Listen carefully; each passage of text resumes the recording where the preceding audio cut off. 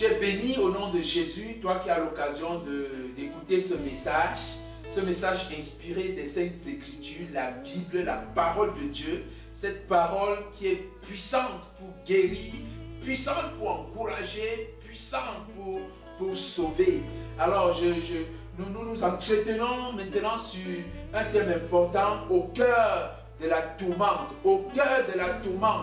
qui est un message qui t'est destiné pour t'encourager à t'accrocher au Seigneur, à t'attacher à la parole de Dieu, à la promesse de Dieu, parce que Dieu est fidèle pour accomplir tout ce qu'il a dit.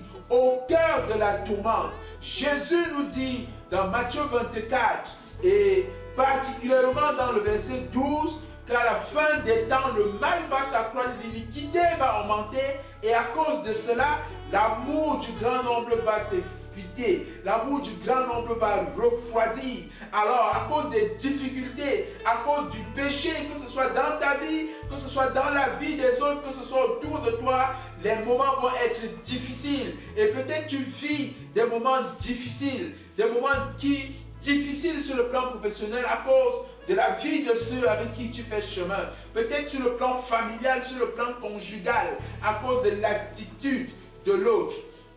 Je voudrais te rassurer que ces moments difficiles ne sont pas ton partage de façon exclusive. Déjà dans l'Ancien Testament, quand nous lisons Jérémie chapitre 45, nous nous rendons compte que Baruch, le secrétaire de Jérémie, oh Seigneur, vivait des moments difficiles et s'interrogeait. Il se posait des questions et il pouvait dire que le Seigneur ajoute son chagrin, le chagrin à sa douleur. Il dit, je m'épuise en soupirant et je ne trouve point de repos. Peut-être ça peut être la situation, peut-être tu es épuisé dans ton cœur, tu sens que tu n'as plus de force pour avancer, tu sens que tu n'es plus encouragé pour avancer dans le ministère, dans le service auquel le Seigneur t'a appelé. Mon frère, sois encouragé au nom puissant de Jésus de Nazareth, que la faveur et la grâce de Dieu t'atteignent, que la faveur et la grâce de Dieu descendent dans ta vie et te redonnent la force et le courage pour continuer l'œuvre à laquelle tu as été appelé, pour continuer la marche dans la foi, pour continuer le bon combat de la foi jusqu'à la fin.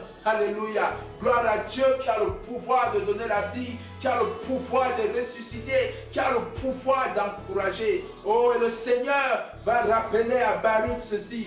Car voici, je vais faire venir le malheur sur toute chair, dit l'Éternel, et je te donnerai ta vie pour butin dans tous les lieux où tu iras. Le Seigneur prend l'engagement de veiller sur ta vie. Ne sois pas découragé, n'aie pas peur. Avance avec le Seigneur. Avance avec le Seigneur dans ce à quoi il t'a appelé. Avance avec le Seigneur dans l'obéissance à sa parole. Les difficultés ne te stopperont pas. Le péché des autres ne te stoppera pas. La situation actuelle, que ce soit sanitaire, que ce soit économique, que ce soit social, quel que soit son degré de dégradation, ne stoppera pas ta course dans la marche dans la foi, dans la marche dans l'obéissance à l'Éternel. Oh mon frère, sois encouragé au nom puissant de Jésus de Nazareth. La Bible nous dit dans Matthieu chapitre 11 que Jean-Baptiste, le précurseur de Jésus, ce grand homme, quand Jésus parle de lui, il dit que des hommes nés de femmes, il n'y a pas plus grand que Jean-Baptiste. Et le Jean-Baptiste, dans Matthieu 11, va envoyer les gens demander à Jésus, est-ce que Jésus est celui qui devait venir ou est-ce que nous devons attendre encore? Oh Seigneur, les tourments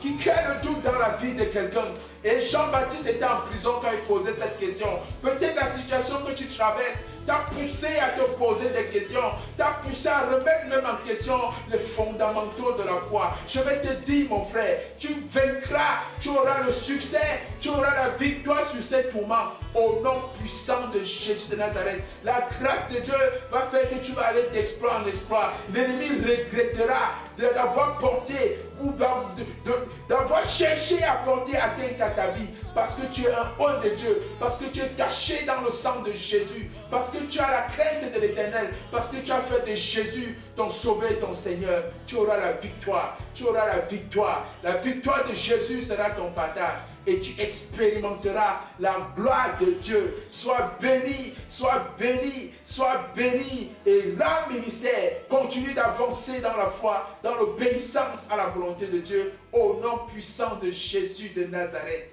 Amen.